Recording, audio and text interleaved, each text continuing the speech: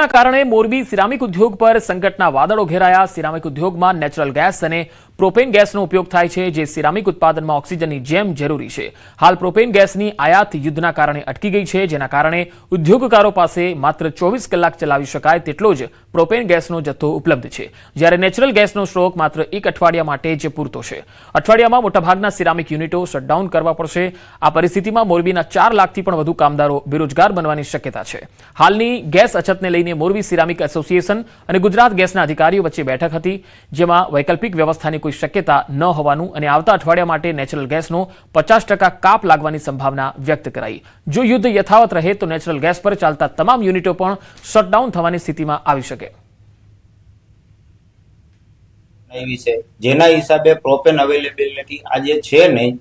આજે સાંજ સુધીમાં આઈ થિંક લગભગ કંપનીનો પ્રોપેન સ્ટોક ખલાસ થઈ જશે અને આવતીકાલથી લગભગ મોરબીની સપ્લાય ખોરવાઈ જશે।